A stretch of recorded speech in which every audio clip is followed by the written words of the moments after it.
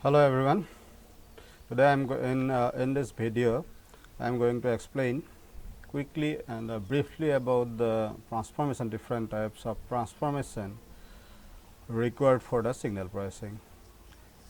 Okay. So, this video is very important. I will not go the detailed mathematical explanation of all the transformation, but rather I will tell you the significance of each and every transformation that has been required for the signal processing. Okay. So, to start with,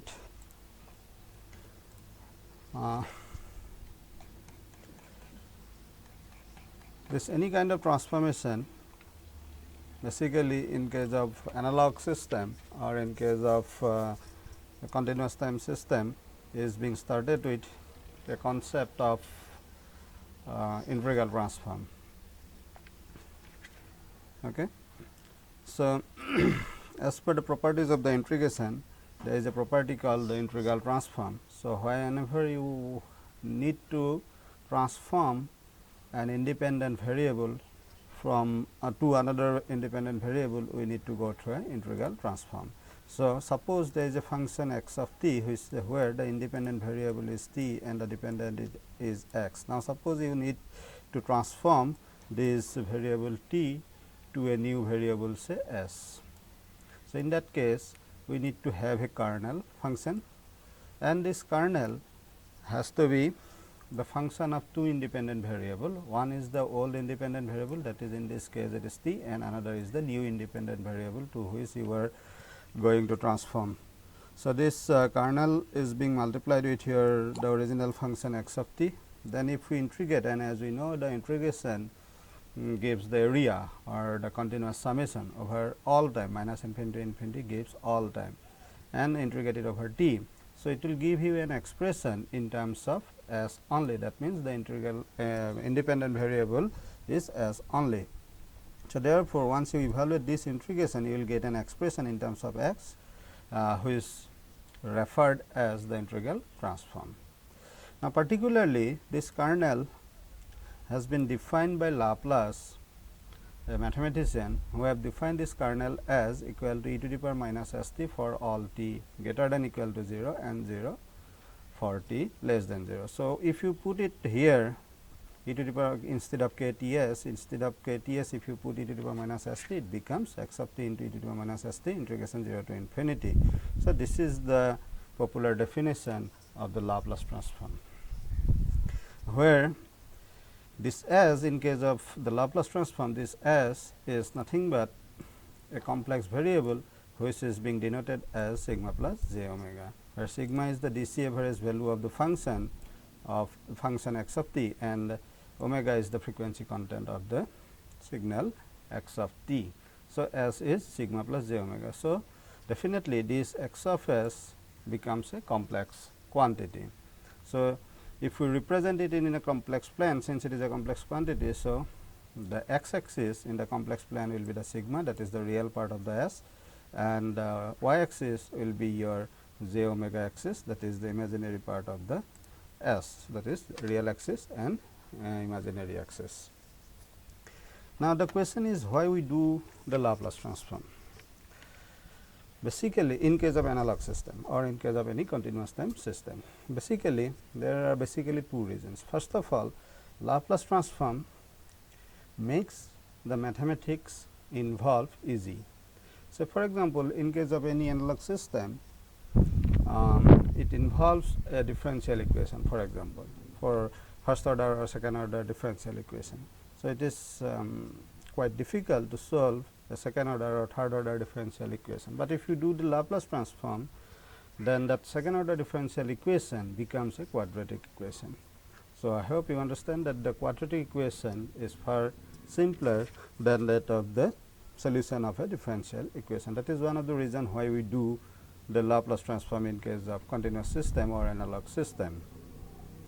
Another important point in terms of the signals and systems or any signal processing point of view, in case of the LTI systems, as we know, the output of known LTI system, known means where you know the impulse response of the systems, the output of the system is the convolution of the input x of t along with the impulse response. Now, there is a property of the Laplace transform that the convolution is equivalent to the multiplication in Laplace transform. So, therefore, y of t, which is equal to x of t convolution h of t, becomes x of s is equal to y of s is equal to x of s into h of s, okay, where x of s is the Laplace transform of x t, y of s is the Laplace transform of y t, h of s is the Laplace transform of h t. So, therefore, y t is equal to x t convolution h t becomes y of s is equal to x of s into h of s. So, you can understand that the evaluation of the convolution is rather complicated as compared to the multiplication in Laplace domain. Another point is, from this y of s is equal to x of s into h of s, from which you can calculate h of s is equal to y of s divided by x of s, which is nothing but this h of s is nothing but the transfer function of the systems. From the transfer function, lot many analysis can be done for the system, which is rather easier as compared to time domain analysis. That is why we do Laplace transform in case of analog systems. Okay. So, this is what is about the Laplace transform, and along with it has the different properties for the Laplace transforms. Okay, linearity, time shifting, convolution, frequency shifting, then scaling, lot many different properties of the Laplace transform, which makes this mathematical tool Laplace transform further easier for application. Next, if we as we know, the sampled version of the continuous time signal is the discrete time signal. That means, if we do the sampling of this x of t on x of t, you will get the discrete time signal. Okay? Uniform sampling, say. Suppose you have done the sampling with a sampling interval of say Ts or say tau, then you will get x of n Ts or n tau, where tau is a uniform sampling rate. So, which is a constant. So, you can represent it as x of n. Then, if you do the Laplace transform of that sampled signal, then it becomes Z transform. So, Z transform is nothing but the discrete time Laplace transform or Laplace transform of a discrete time signal. So, where the relationship between the s and z is nothing but z is equal to e to the power, that is exponential e to the power s tau. So, where s is that Laplace transform variable s and tau is the sampling interval, and from that e to z is equal to e to the power s tau, you can calculate s is equal to 1 by tau log of z, and finally, you can get s is equal to 2 by tau 1 minus z inverse by 1 plus z inverse. So, which is called the BLT, bilinear transformation, for the mapping in between s and z. I will not go through the detail of that as of point now. So, once you define the Laplace transform of a discrete time signal or the sampled signals, finally, you can represent that x of z, that behavior, because z becomes e to the power s tau. So, it is a function of z. So, x of z becomes summation of minus infinity to infinity x of n z to the power minus n, which is here z transform, the bilateral z transform, definition of bilateral z transforms. So, definitely, since s was your complex quantity and z is equal to e to the power s tau, so it is e to the power sigma tau into e to the power j omega tau. So, therefore, z is also a complex quantity. Since z is also a complex quantity, you can represent z as something real part and imaginary part. So, z is equal to e plus j v. In the polar form, you can represent z as magnitude of z e to the power j omega, where magnitude of z is nothing but square root of e square plus v square, and omega, that is the angle or the phase part, is nothing but tan inverse of v by u. Okay. Now, as there is a forward transform, like in the Laplace also there exists an inverse Laplace transform. Similarly, in case of Z transform also, when there is a forward Z transform x of z, there exists a inverse Z transforms, which can be evaluated using a residue theorem. like x of n is 1 by 2 pi j closed contour integration, because it involves a closed path that is in the z domain. So, x of z into z to the power n minus 1 dz. Now, once again if you look at the formula of the Z transform, then you will see that it is an infinite power series. Since it is an infinite power series, there must exist some conditions for which this x of z converges. So, therefore, we must define a term called region of convergence. So, region of convergence is nothing but the range of values of z for which this x of z converges. So, whenever you define this x of z for any Z transform, you must cite the ROC, that is region of convergence, and since it is within a closed region, therefore, the inverse Z transform involves a closed contour integration. Okay. Now, as we do the Laplace transform for analog systems, similarly we do the Z transform for the discrete time systems or digital systems. Now, as I said, in case of analog systems, the system equation is mostly the differential equation in analog, and similarly in digital, the system equations is mostly the difference equation. So, in continuous time it is differential equation, and discrete time it is difference equation.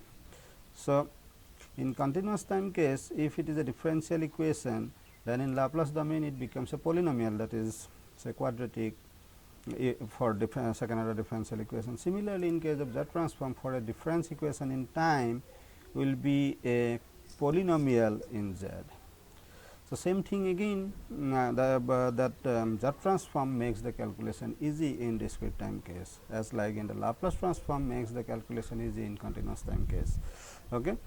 Similarly, in case of discrete time LTI systems, the output y of n is nothing but the convolution of x of n and the impulse response h of n. So, equivalently in Z it is multiplication. So, y of z is equal to x of z plus x of z into.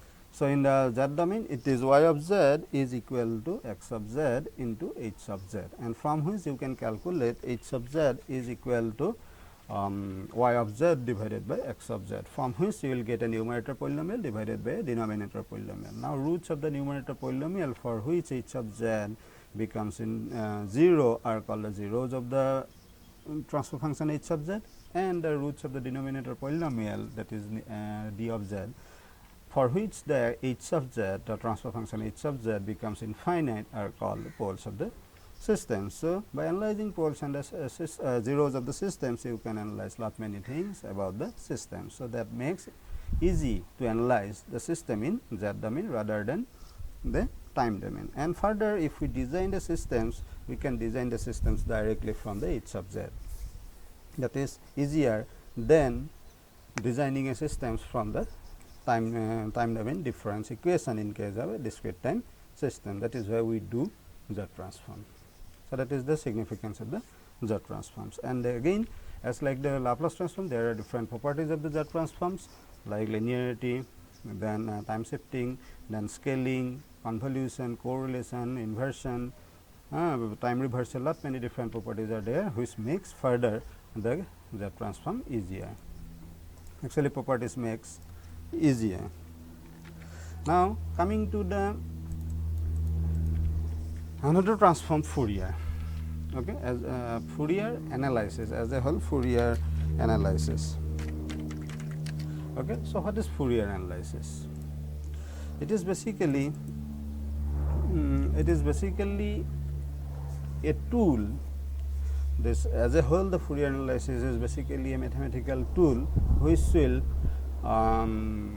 transform a time domain quantity or function or signal into its equivalent frequency domain quantity or function.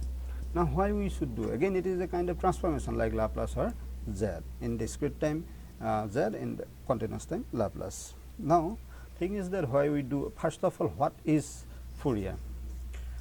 So, this is the analysis named after the French mathematician J. Fourier, Joseph J. Fourier, and actually he had carried out one experiment during 1822 on the flow of emission of heat, and out of which he concluded that any periodic radiation or any periodic signal can be represented by an infinite numbers of harmonics or sinusoid, infinite number of sinusoid with harmonically related frequencies.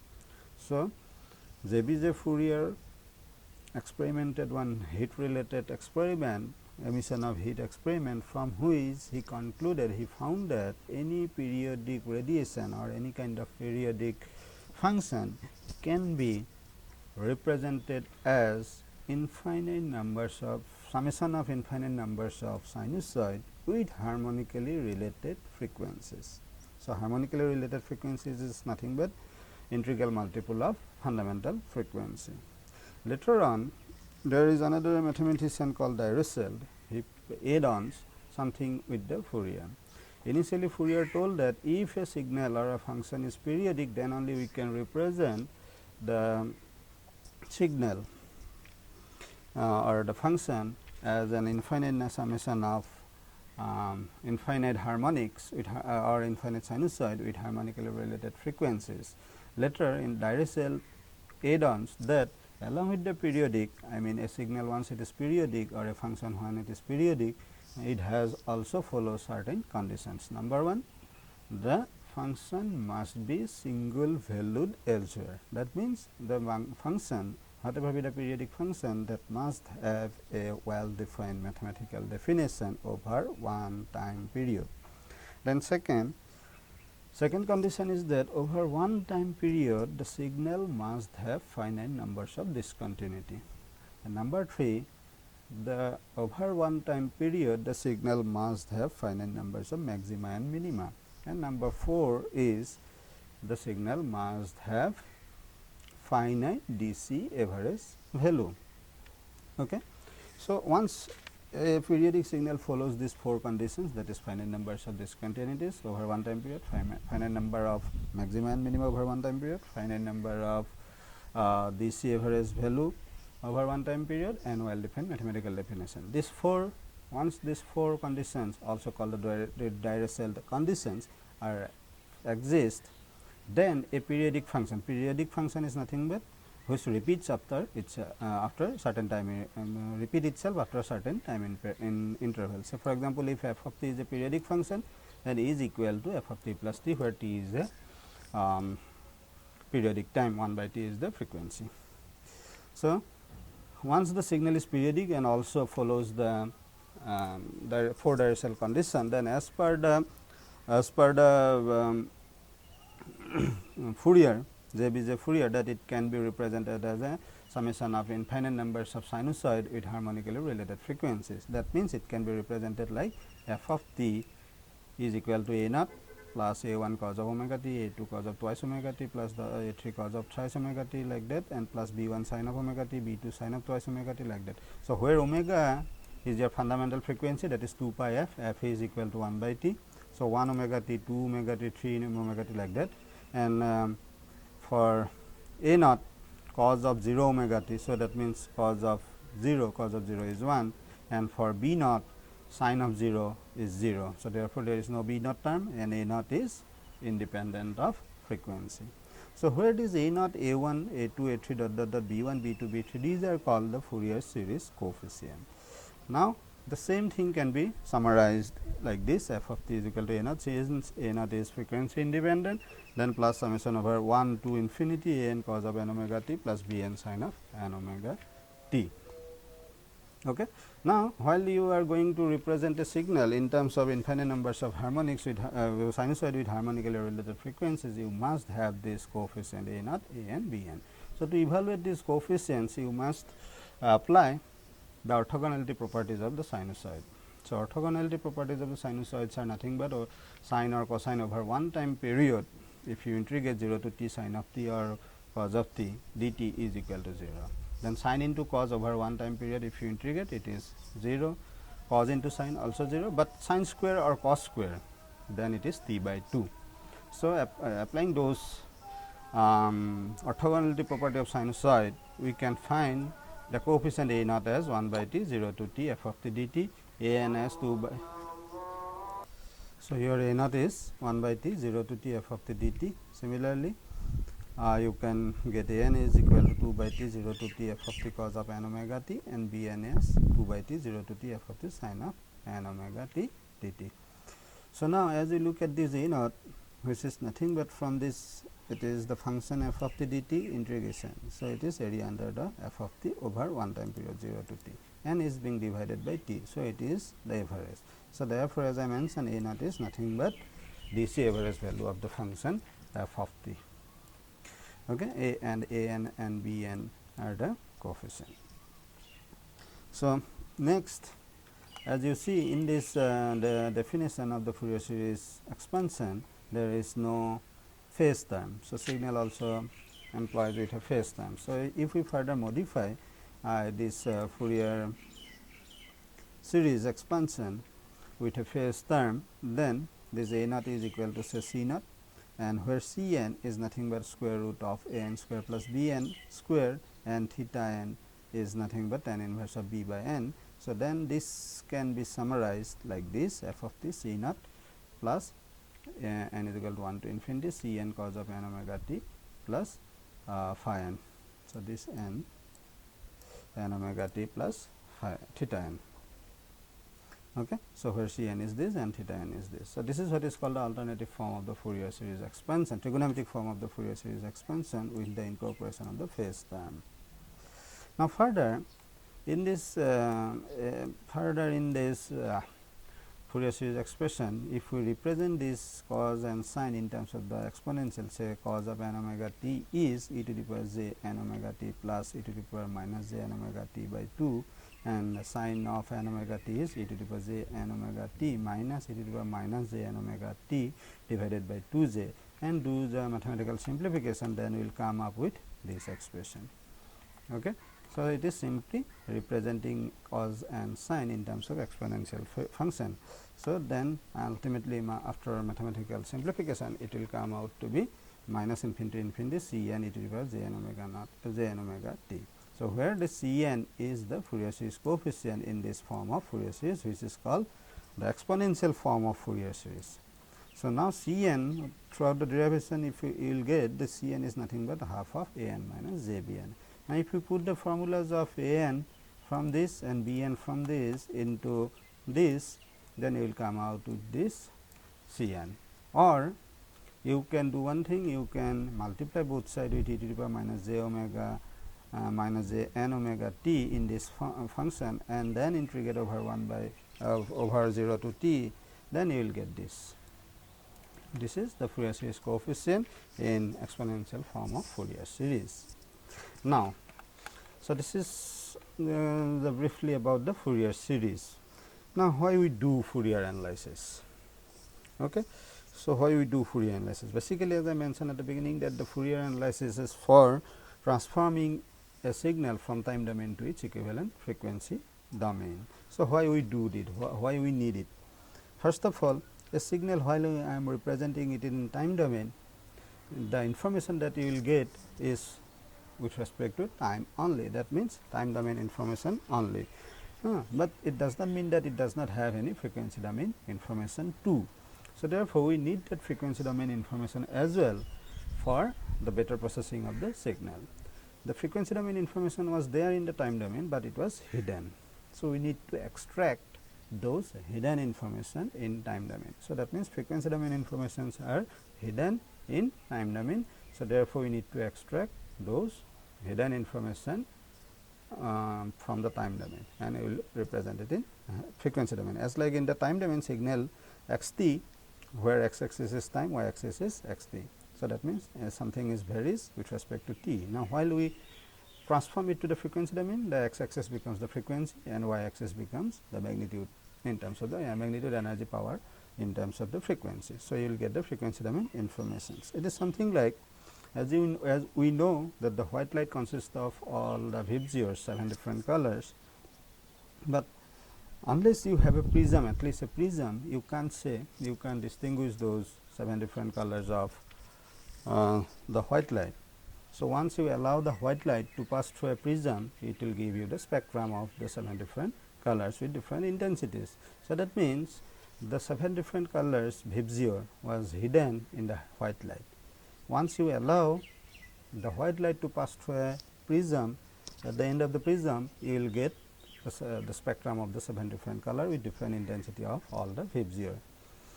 So, therefore, we can consider the white light as your any signals in time domain, prism as your Fourier analysis, and output of the prism you can consider as a spectrum or spectral analysis of the signal. So, that is why we do Fourier analysis, or it is something like okay.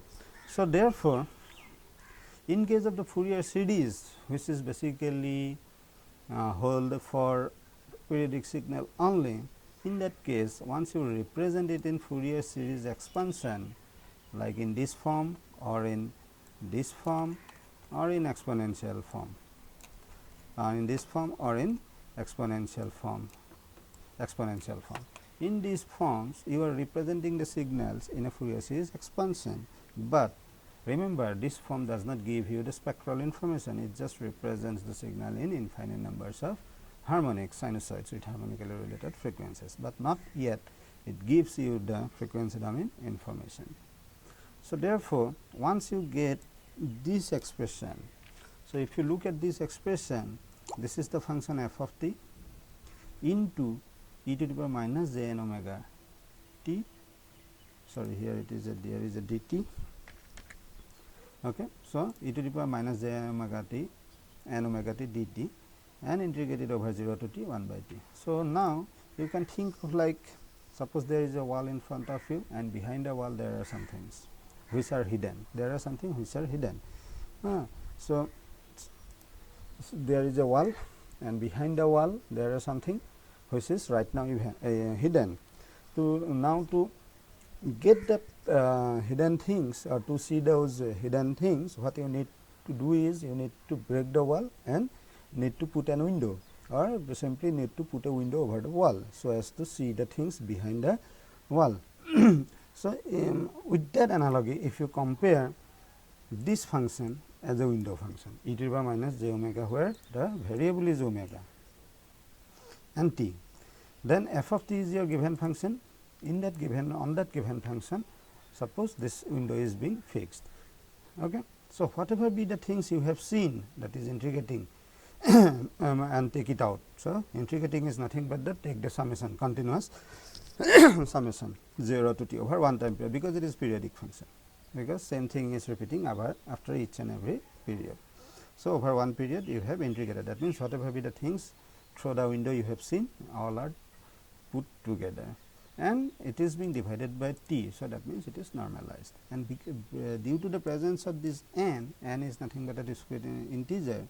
So, this C n is first of all discrete, second it is normalized because it is 1 by t spectrum, and third one is periodic because it is over one period, spectrum of a periodic function. So, C n is discrete normalized periodic spectrum, frequency spectrum of a periodic continuous time signal. Okay.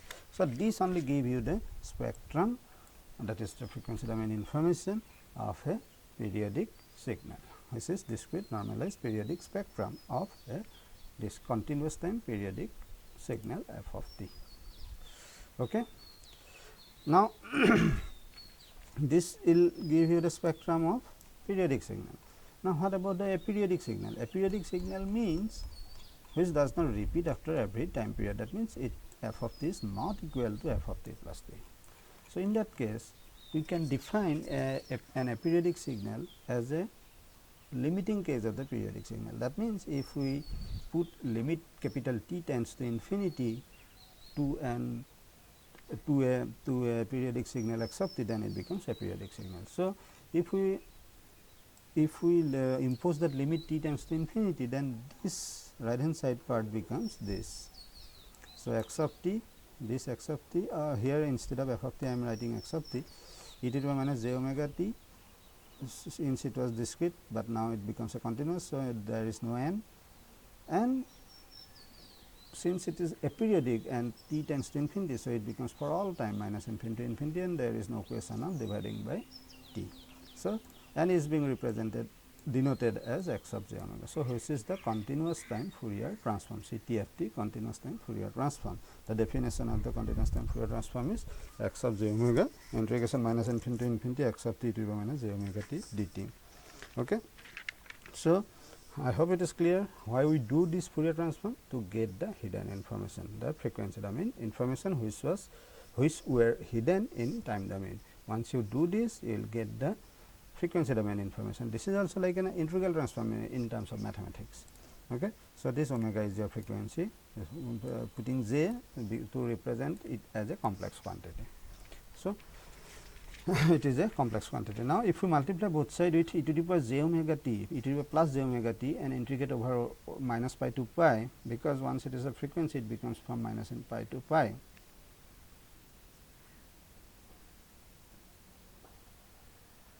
Sorry, it will be minus infinity to infinity.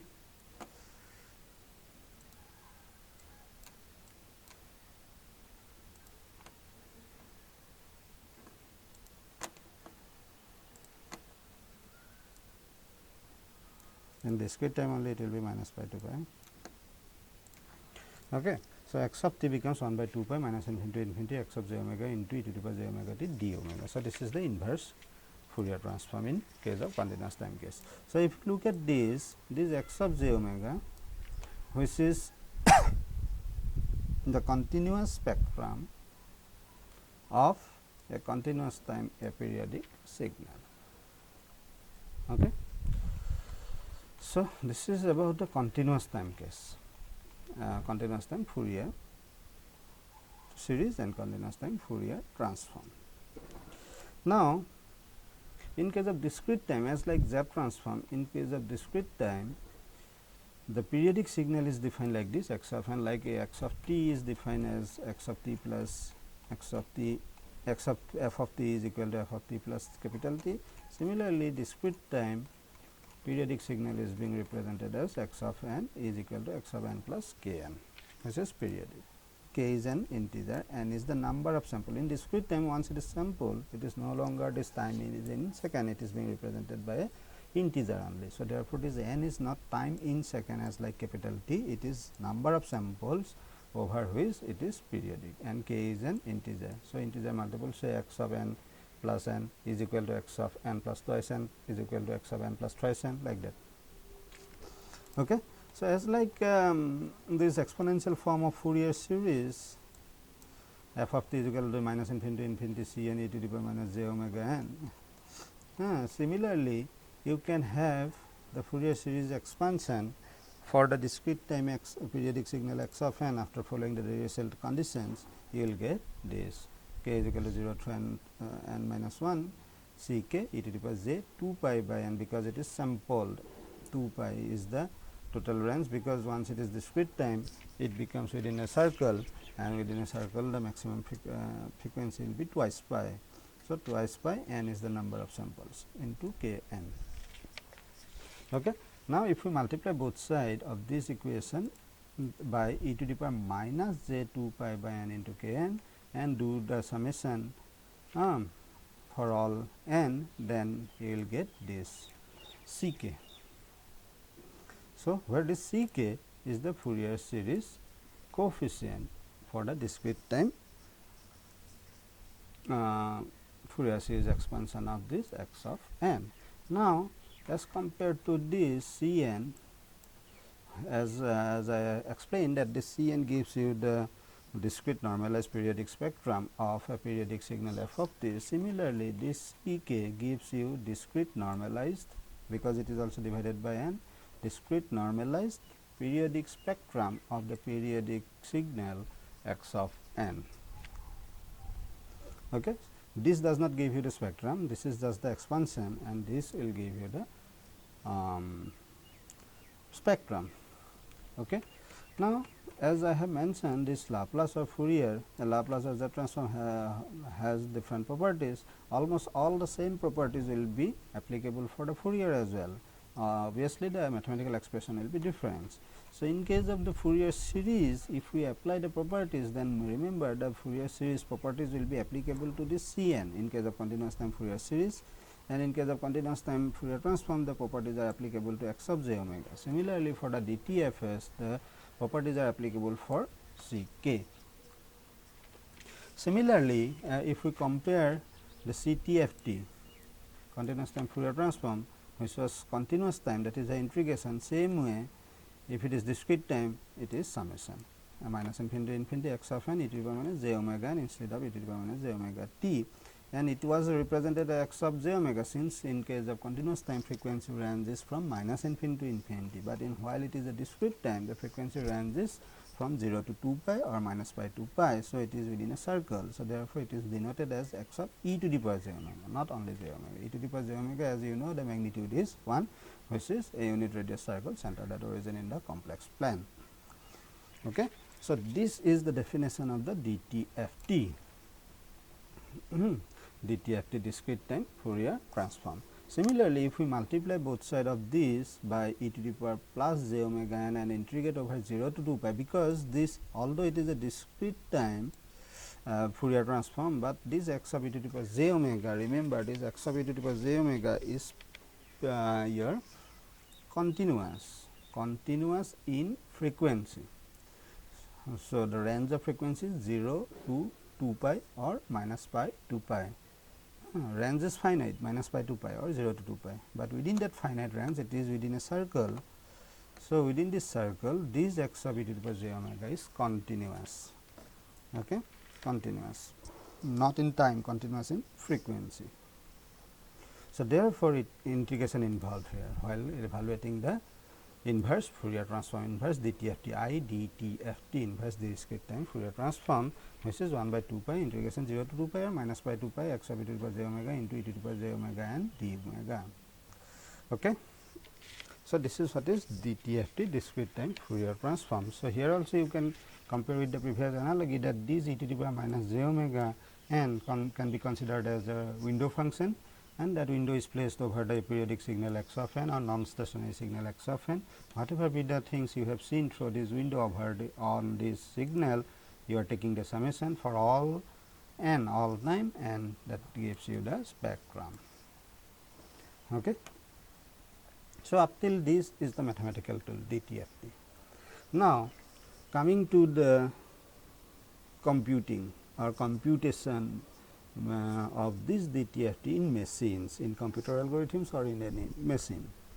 Now, if we look at this,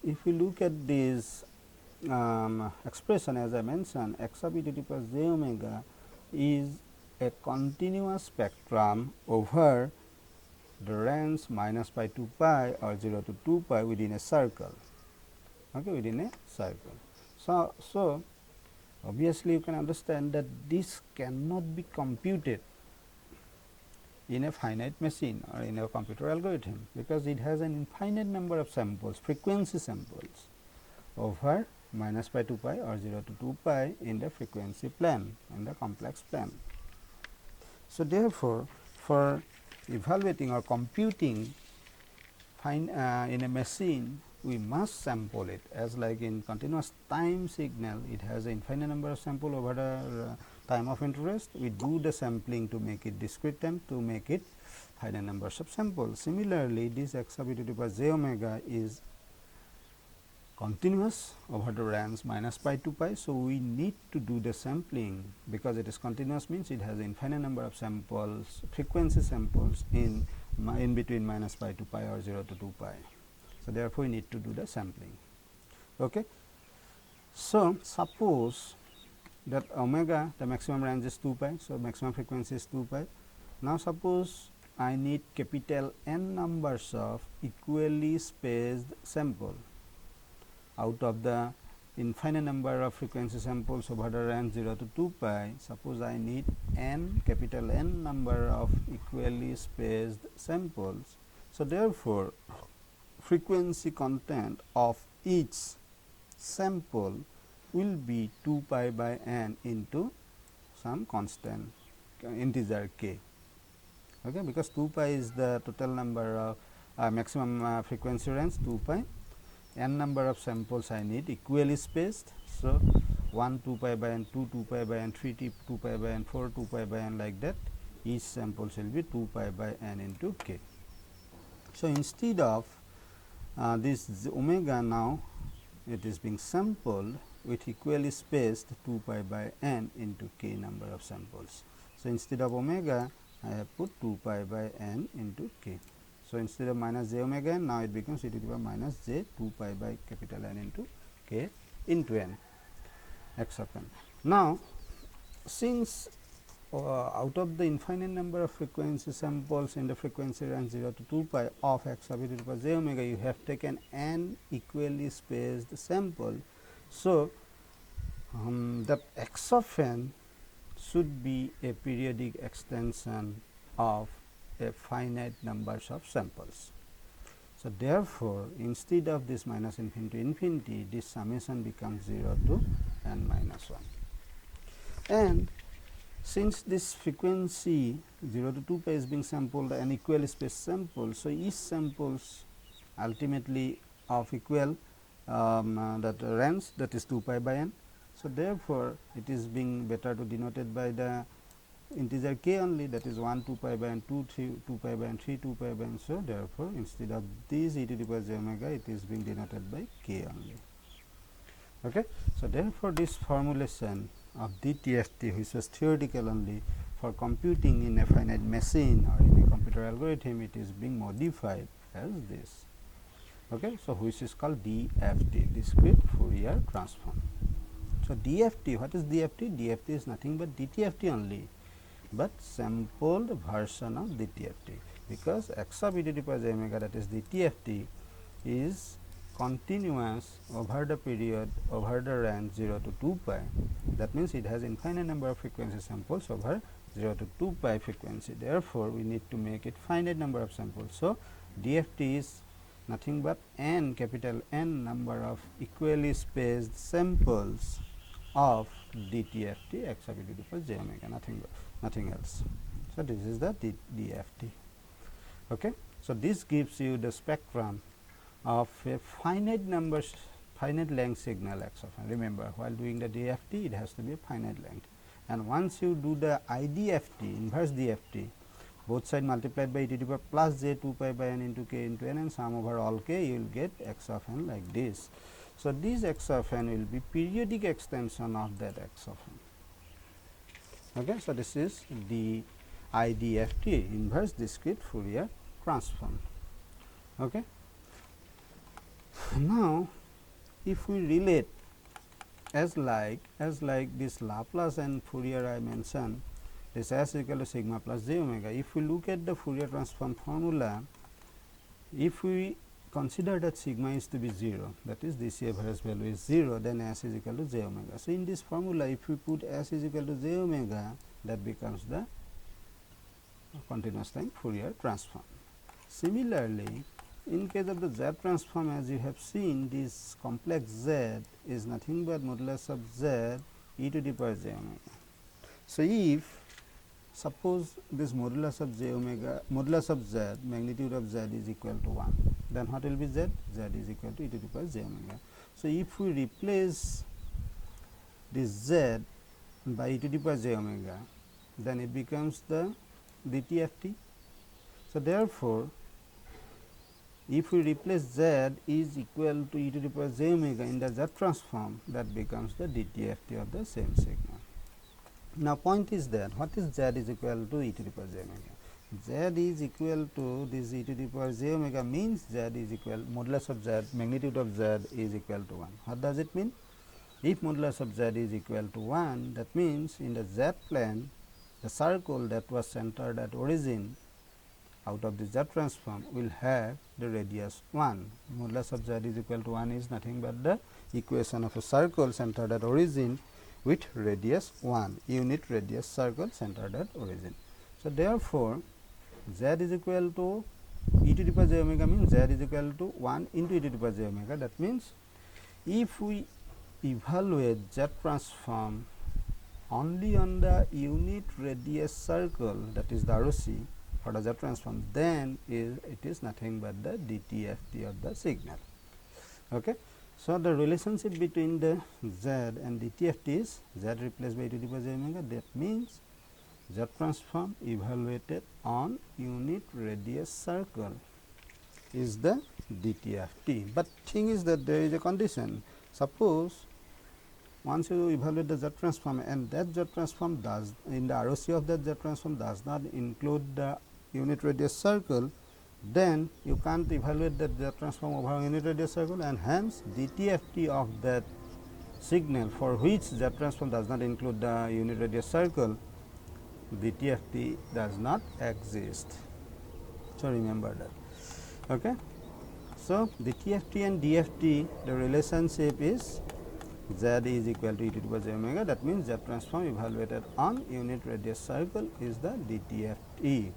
Now, DFT, what is DFT? DFT is nothing but the sampled version of the DTFT and capital N equal space sample of the DFT. Now, if we relate it with the Z transform, so Z transform evaluated on unit radius circle is the DTFT. Now, on that unit radius circle, if you take N equal space samples, then that becomes the DFT. So, DFT is nothing but the N equal space sample of the unit radius circle of the Z transform. That means, Z transform evaluated on Z transform evaluated on unit radius circle and then take a capital N number of equal space samples over the unit radius circle, then it becomes the DFT. Or mathematically, if we replace Z is equal to e to the power minus j 2 pi by n into k, then that becomes DFT. So, Z replaced by e to the power minus j 2 pi by n is nothing but modulus of Z or magnitude of Z is equal to 1, and instead of e to the power j omega, instead of Z to the power minus n, Z is being replaced by e to the power minus j 2 pi by n. So, it is n equal space sample of the unit radius circle. So, that is the relationship between Z and DFT. So, therefore, up till this is the DFT. Okay. So, actually the mathematically theoretically up till DTFT only. So, Fourier gives you the spectrum which was hidden in the time domain, and Z gives you the transfer function, or the Laplace gives you the transfer function, which makes the calculation easy or design easy, analysis easy, and Fourier gives you the frequency analysis. Okay. Now, why we have done this DFT? Just for sake of computing in finite machine or any computer algorithms. So, while doing so, it is important to look at the computational complexity involved in the computation or direct computation of DFT. As you can see, this is a complex quantity e to the power minus j 2 pi by n k n, because it is cos of 2 pi by n k n a minus j sin of 2 pi by n k n. So, it is a complex. In multiplying x of n may be complex or real, I mean real or complex, real or imaginary or complex. So, and this is the range of n. So, this is for each k, this is for each k, this k is also here k is also same range 0, 1, 2 up till n minus 1. So, for each k n numbers of multiplication, complex multiplication, and for all k n square complex multiplication, right, capital N square complex multiplication. Then for each k n minus 1 number of summation here, as you look at this summation, after multiplication it gets summed up. So, for each k n minus 1 sum, then for all k n into capital N whole into n minus 1 number of summation. So, therefore, if we look at the direct computation of this DFT involves capital N square complex multiplication and capital N into n minus 1 capital N minus 1 complex addition. So, this means the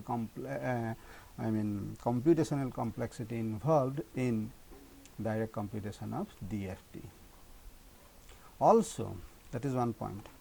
Also, if we look at this term e to the power minus j 2 pi by n, if we replace it with a w n, which we used to call it as twiddle factor, which is e to the power minus j 2 pi by n, which follows actually the symmetry and periodicity. It is symmetric as well as periodic. But in the direct computation of DFT, that property which is symmetric, that means symmetric means that w n k, w n to the power k is equal to w n to the power minus k or w minus n to the power k, and periodic means w n plus so w n k, k plus capital N is equal to w n. So, this w n is symmetric as well as periodic, but in the direct computation of DFT, that two properties are not taken into consideration. That means, the advantage of this periodicity and symmetry is not incorporated in this. So, two things, it has n square complex multiplication and n into n minus 1 complex addition, along with this twiddle factor, which is nothing but e to the power minus j 2 pi by n, is symmetric and periodic, which is not incorporated in this direct computation of DFT. So, then people have thought of like Tukey and Cooley. They proposed an algorithm for fastest computation of this DFT. That means, for reducing the computational complexity along with the incorporation of the symmetry and periodicity property of this, which is FFT. Okay, which is FFT. These two are in terms of the W and K. Okay, so if you look at this n square complex multiplication and n into n minus 1 complex addition are involved in the direct computation of DFT as well as IDFT as well.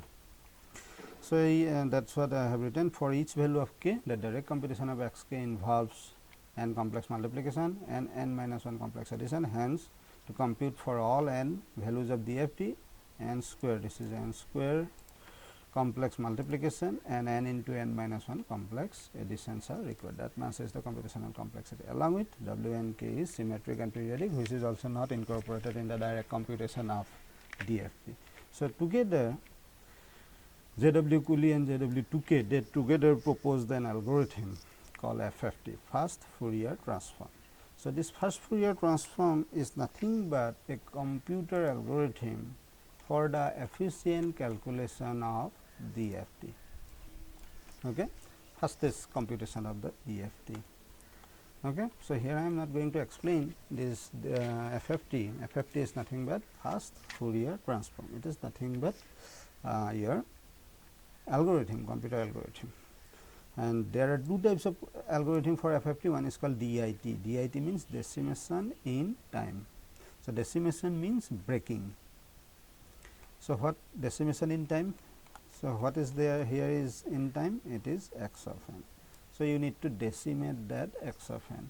How to decimate? In terms of even and odd numbered component samples of x of n. So, it is something like this. Say for example, x of n is equal to say 1, 2, 5, 7, 8, 9, 5, 4. Suppose 8 samples wanted. Suppose these 8 samples. Okay. Suppose 8 point DFT, because one more thing, this capital N, as I mentioned in the DFT, this n has to be a power of 2, because finally it is the digital computation, or the n has to be power of 2. Theoretically, you can calculate the n with any n, that is 5, 7, 9 also, but practically that n, capital N, must be a power of 2, that means 2, 4, 8 like that. So, as many as n, that many will be the number of samples. If the number of sample is less than n, you have to add extra zeros to make it equal to n, otherwise aliasing will occur. Why? Because as in the time domain sampling, if f of s is that sampling frequency is less than the twice of f of m, then aliasing occurs. Similarly, if say L, capital L is the number of sample in x of n and capital N is the endpoint DFT. If n is less than L, then aliasing will occur in time. In case of time domain sampling, aliasing is occurred in frequency, and in frequency, because DFT is the frequency domain sampling of the TFT. So, if capital N is less than capital L, where L is the number of sample in x of n and n is the endpoint DFT. If n is less than L, then aliasing will occur. Now, if L is less than n, then while doing DFT you must add the zeros at the rightmost of the signal, which will in that case the spectrum will remain same, the only thing is resolution will improve. Okay. Now, in the DIT algorithm, so it is decimation in time. So, we need to do the decimation here in the x of n. So, how to do the decimation? So, this is at sample at n is equal to 0, n is equal to 1, n is equal to 2, n is equal to 3, n is equal to 4, n is equal to 5, n is equal to 6, n is equal to 7. Now, while decimated, first level decimation is in its even numbered and odd numbered samples. So, even numbered sample is this, this, this and this. So, 0, 2, 4, 6. So, that is even numbered samples, not even samples, even numbered samples, and similarly odd numbered of samples. So, 2, 7, 9, 6, these are odd numbered samples. So, the 8-point signals was now divided in 4.4 points. So, each of these 4 point is odd number, even numbered and odd numbered.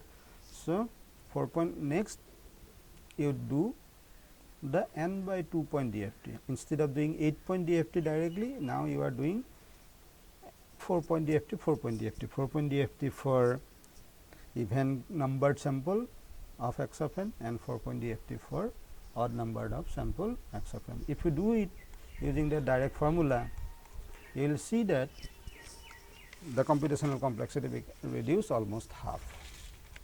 Further again, if you do the further decimation, second level decimation in each of the even numbered and odd numbered component, further if you divide again odd numbered and even numbered in each, then it will the computational complexity reduces by 1 by 4 and so on and so forth. That is the DIT algorithm. In my next video lecture, I will explain in detail about this. Here actually I am summarizing the entire transform, that is why I am not going to explain all the detail of this. Similarly, DIF is the decimation in frequency. So, decimation in frequency means what you are going to decimate? You are going to decimate x of k as same way, and that is it is a back calculation. So, x of k is in each odd numbered and even numbered values samples. Okay, that way decimation in frequency. So, in case of 8.3 level of decimations, 2 to the power 3 is 8. So, in each after 3 level of decimation, you will not get any complex multiplication. So, the computational complexity gets reduced. Okay. So, this is what is FFT. Hope up till this is clear to you. So, Laplace in continuous time case for making the calculation easy, for system design, for analysis the system in terms of poles and zeros and all. Similar is the Z transform in discrete time case, and Fourier in the TF Fourier series or Fourier transform. Fourier series is for the periodic signal, Fourier transform is for the periodic signal, both in discrete continuous time and discrete time to get the spectrum. Okay, to get the spectrum. Hope it is clear. Now, we will go to the another relationship of DTFT or DFT. So, if you look at this DFT formula again, x of k is this, So, in this formula, this e to the power minus j 2 pi by n k n is a complex quantity. So, since it is a complex quantity, it can be represented as cos of 2 pi by n k n minus j sin of 2 pi by n k n. Now, if I consider only cos part, then this x k becomes real only, right. That imaginary part I have neglected, right. This is suppose e to the power j theta, that means that cos of theta minus j sin of theta, e to the power minus j theta means cos of theta minus j sin of theta. So, if I am considering only cos theta out of that cos of theta minus j sin of theta, then that becomes the real part. Okay. So, that is what is called discrete cosine transform, DCT. Okay. So, discrete cosine transform is actually expressed as a sequence x of n in terms of a sum of say cosine functions of different frequencies and amplitudes. It is like a DFT, a DCT, that means discrete time cosine transforms, operates on a sequence at a finite numbers of discrete data points. Okay. So, basic distinctions, difference between DCT and DFT is that in DCT uses only the cosine terms, while in the DFT it uses both cosine and sine terms. So, basically this DCT is widely used for the wide applications like image processing, image compression, video processing, video compressions, also audio applications, basically for the compressions, and this DCT is being selected as a significant part of the various international standards like JPEG, Joint Photographic Expert Group, like MPEG, H261, H263, these are compression techniques. Okay. Also, there are primarily the advantage of DCTs are, number one, the DCT coefficients are purely real, as I mentioned, because it involves only the cos terms. And another second advantage of the DCT, that it has near optimal property for the energy compaction, compactness. And third, DCT can be computed efficiently using fast algorithm like FFT. So, as a result, this DCT is used extensively in the signal processing and particularly image and audio processing and image and audio compression. Okay. So, therefore, DCT is nothing but the real part of the DFT, and actually it is a real and even part of a real and even sequence. So, discrete cosine transforms are equivalent to DFT only, but roughly twice the length of the DFT, which is being operated on real data, because it is real part. So, it is being operated on the real data with even symmetry.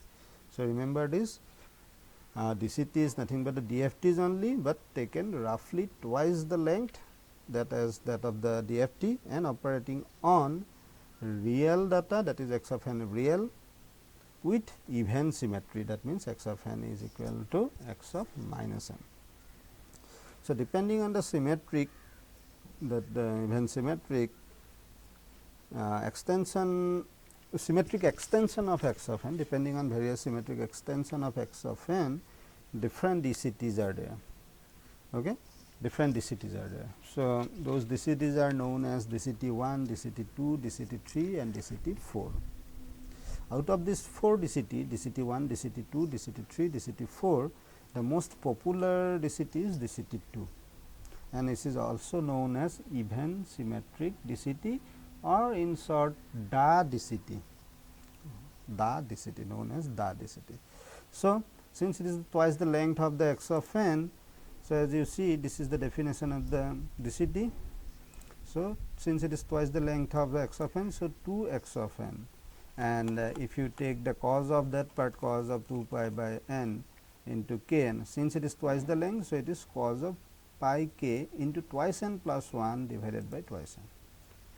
Okay. So, this is the definition of the DCT, and from which you can get back again inverse DCT, that is x of n you can get back from the DCT like this formula. So, here there is a constant term you will get alpha k, which is nothing but half for k 0 and 1 for all k other than 0, that is 1 through n minus 1. Okay.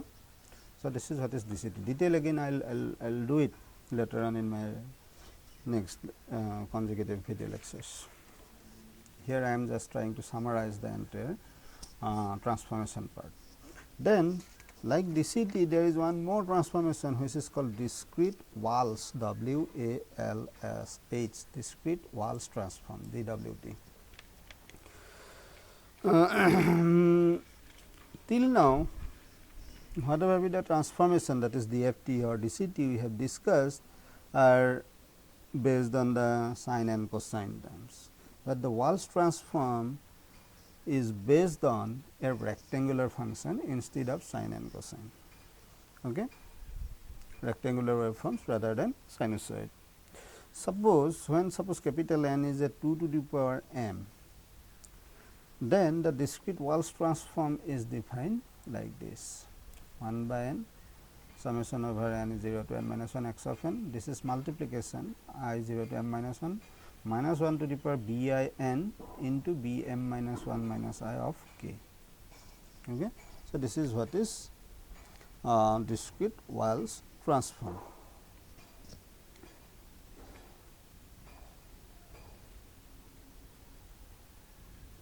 Okay. So, this actually represents the ith bit in the binary representation. Okay. Similarly, you can get back the x of n from the discrete Walsh transform using this. Similarly, there is another transform called Hadamard, H-A-D-A-M-A-R-D, Hadamard transform, discrete Hadamard transform, DHT. So, this is discrete Hadamard transform is also based on the rectangular waveform rather than the sinusoid. So, like if any capital N is equal to 2 to the power m, then discrete Hadamard transform is represented by this, something like discrete Walsh transform only, but instead of this b I, now it is summation over I 0 to m minus 1 b I n. Okay. And similarly, inverse Hadamard transform is this. Okay. So, these are actually different versions of the DFT only. The primary thing is the Fourier only. Now, go back to the Fourier again. So, in the Fourier, what I mentioned is an analogy that I mentioned. Suppose there is a wall, and behind the wall there are a few things that you have not seen. That means those are hidden. To see those things, you need to put a window on the wall and take the things, put the things together what you have seen. That means the entire wall is been broken and put one window. So, therefore, as you see here, in the DFT or DTFT or whatever, so basically DTFT, because theoretically it is DTFT, which is minus infinity to infinity. That means this window is of length infinite. So, what does it mean? It means whatever be the things you have seen behind the wall, you have seen all the things together. That means, if I asked you what you have seen first, what you have seen next, second, third, like that, you can't say, because you have seen all the things together, because the window is of infinite length. That means, mathematically or technically what we mean is, because of the infinite length window, the time domain information lost. You get the frequency domain information, but you have lost the time domain information. But we need actually both together, time and frequency together. So, now if we think of creating a finite length window instead of an infinite length window and sliding that window, instead of say one infinite length window, suppose I now install some number of finite length windows, then one window, finite length window, will be open at a time, then whatever be the things you have seen will be recorded.